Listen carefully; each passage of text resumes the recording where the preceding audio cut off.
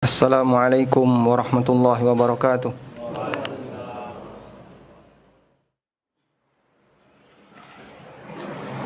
Innal hamdalillah nahmaduhu wa nasta'inuhu wa nastaghfiruh wa na'udzu billahi min shururi anfusina wa sayyiati a'malina. May yahdihillahu fala mudhillalah wa may yudlil fala hadiyalah.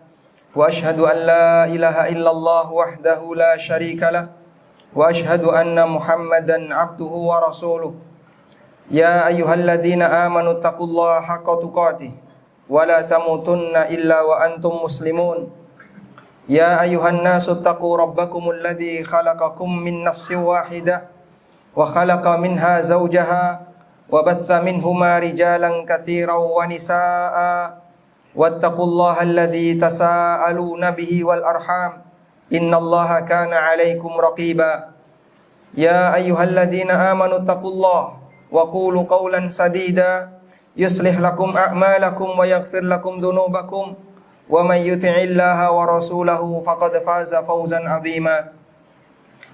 Amma ba'du fa inna asdaqal hadithi kitabullah wa khairal huda huda nabiyyina Muhammadin sallallahu alaihi wasallam wa syarral umuri muhdatsatuha fa inna kulla muhdatsatin fid dini bid'ah wa kulla bid'atin dhalalah wa kulla dhalalatin finnar. Wa usalli wa usallim ala nabiyyina Muhammadin wa ala alihi wa sahbihi ajma'in. Hadirin jamaah Jumat dimakan Allah Subhanahu wa taala.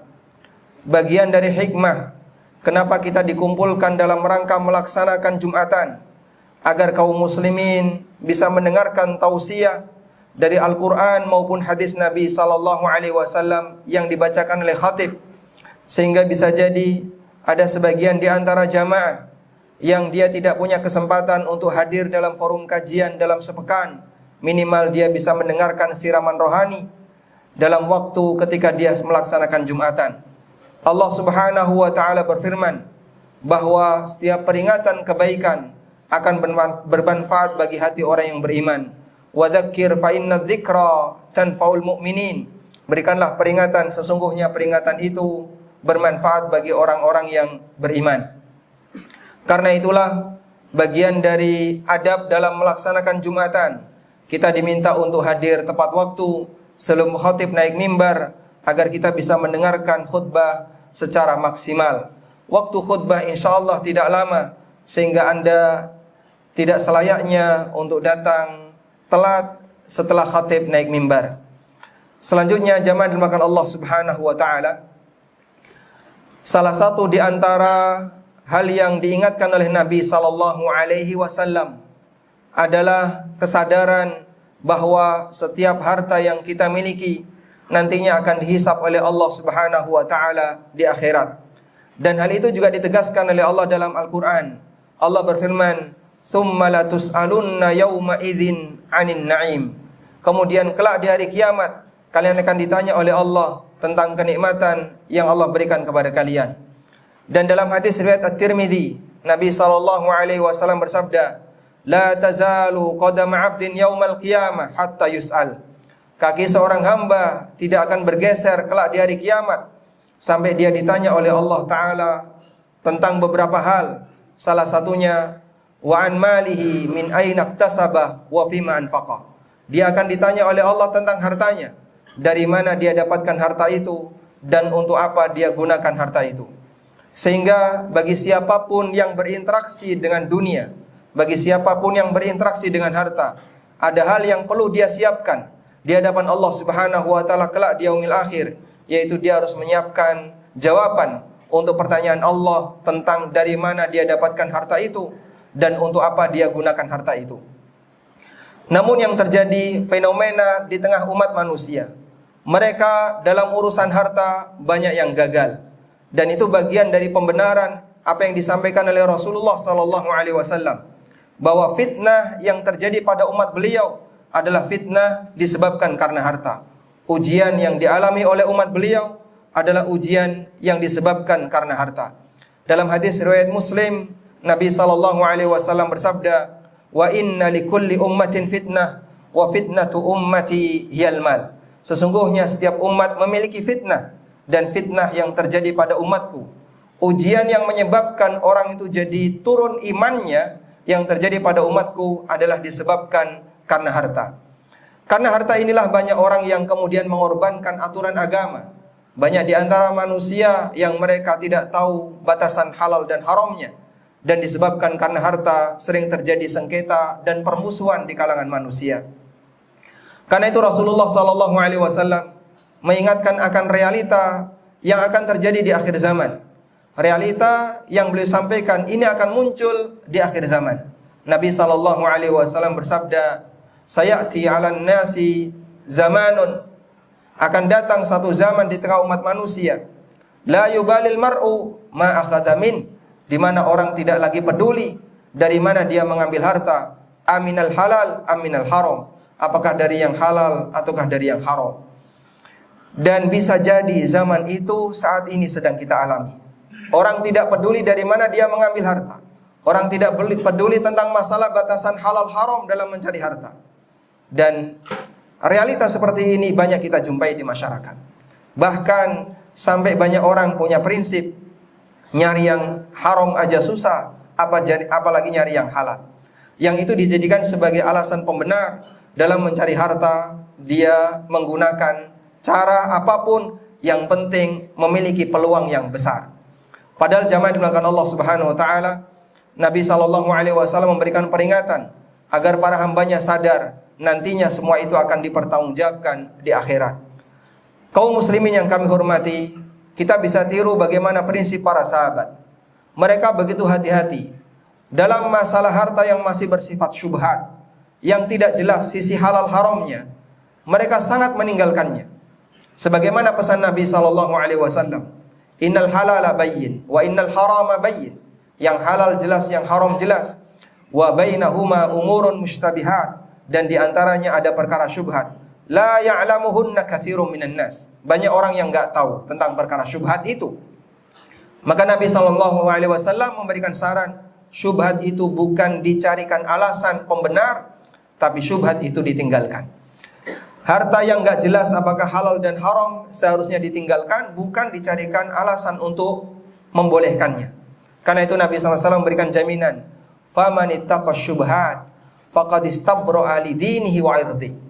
Barang siapa yang meninggalkan harta syubhat, maka akan dia selamatkan agama dan kehormatannya.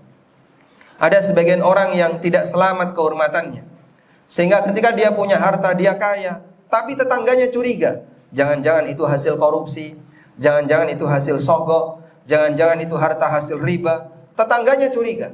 Kecurigaan itulah bagian dari dia tidak selamat kehormatannya. Dan seperti ini umum di masyarakat. Ada orang yang kaya, tapi orangnya dicurigai oleh masyarakat mengenai status keabsahan dan kehalalan hartanya. Tentu sebagai seorang mukmin yang punya kehormatan, kita tidak ingin bernasib seperti itu. Disebut oleh Allah hartanya mencurigakan.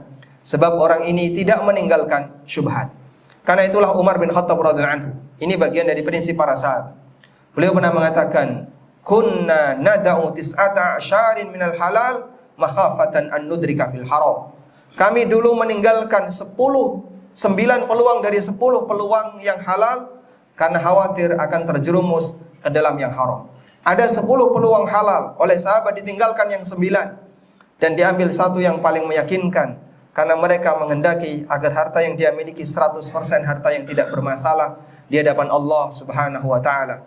Kita memohon kepada Allah, semoga Allah Subhanahu wa taala memberikan kita petunjuk dan hidayahnya agar kita bisa selalu komitmen dengan aturan agama, terutama dalam masalah bermuamalah, sehingga kita bisa menjamin harta yang kita dapatkan adalah harta yang halal dalam pandangan syariat. Demikian sebagai khutbah yang pertama, semoga bermanfaat. Aqulu qouli hadza wa astaghfirullah.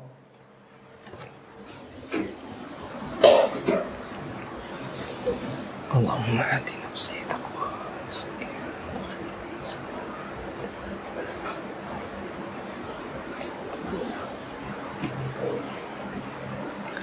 Alhamdulillahi wa kafa, wassalatu wassalamu ala rasulil mustafa wa ala alihi wa sahbihi wa mawala. Wa ashhadu an la ilaha illallah wahdahu la syarika lah, wa ashhadu anna Muhammadan abduhu wa rasuluh. Ya ayyuhalladzina amanu taqullaha haqqa tuqatih wa la tamutunna illa wa antum muslimun. Kaum muslimin jamaah Jumat dimulakan Allah Ta'ala, mohon diperhatikan adab dalam Jumatan. Salah satu di antara adabnya adalah dilarang keras untuk berbicara dengan sesama temannya, apapun bentuk pembicaraan itu. Apalagi ngobrol dalam urusan yang lain.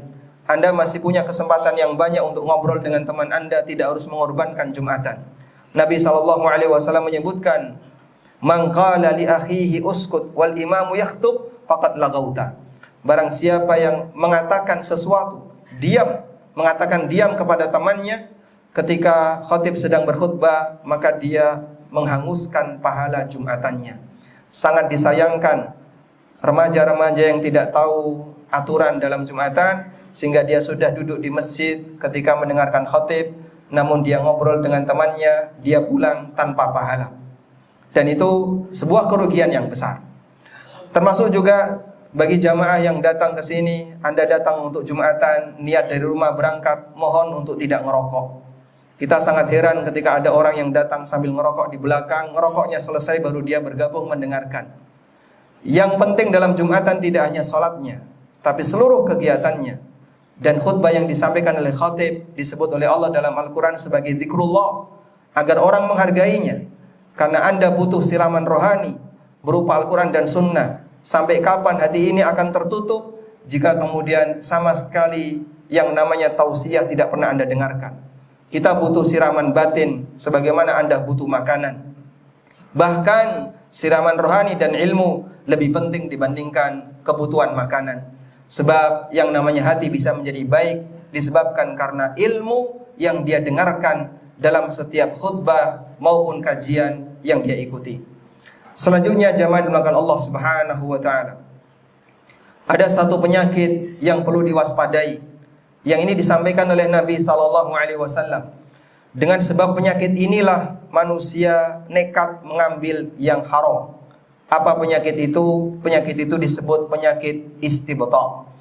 Rasulullah SAW bersabda, "Inna ruhal kudus qad nafatha fi raw'i." Sesungguhnya Ruh Kudus membisikkan dalam batinku, "Innahu lan tamuta nafsun hatta tastawfiya rizqaha." Tidak ada satupun jiwa yang mati kecuali dia telah menghabiskan seluruh jatah rizkinya. "Fala tastabdi'u anha." Karena itu janganlah kalian memiliki penyakit istibta'. Apa itu penyakit istibta'? Ingin cepat sukses sebelum waktunya. Ada orang yang pingin keterima kerja, namun belum waktunya, akhirnya dia pakai nyogok. Ada orang yang pingin agar dagangannya laris, tapi kemudian dia menggunakan hal yang dilarang oleh agama, seperti menggunakan jimat atau sesajian. Ada orang yang belum saatnya punya rumah, lalu dia KPR ribawi. Ada orang yang belum waktunya punya mobil, lalu dia memaksakan diri dengan leasing ribawi. Dan itu semuanya adalah disebabkan karena penyakit istibta'. Maka Nabi SAW ingatkan, "Khudhu ma hulla wa da'u ma hurrim." Tinggalkan apa yang diharamkan, dan ambillah apa yang dihalalkan. Hati-hati dengan penyakit ini, sebab inilah penyebab terbesar kenapa orang nekat mengambil yang dilarang. Kita memohon kepada Allah, semoga Allah memberikan keberkahan atas setiap usaha halal yang kita lakukan, dan semoga Allah Subhanahu wa Ta'ala memberikan kita hidayah untuk bisa selalu istiqamah sesuai dengan aturan agama. Allahumma salli ala Muhammad wa ala ali Muhammad kama sallaita ala Ibrahim wa ala ali Ibrahim innaka Hamidum Majid. Allahumma ighfir lil mu'minina wal mu'minat wal muslimina wal muslimat al ahya'i minhum wal amwat innaka sami'un qaribun mujibud da'awat ya qadiyal hajat. Allahumma inna nas'alukal huda wat tuqa wal afafa wal ghina. Rabbana atina fid dunya hasanah wa fil akhirati hasanah wa qina adzabannar. Wa sallallahu ala nabiyyina Muhammadin wa ala alihi wa sahbihi wa sallam. Wa akhiru da'wana anil hamdulillahi rabbil alamin. Wa qumu ila salatikum.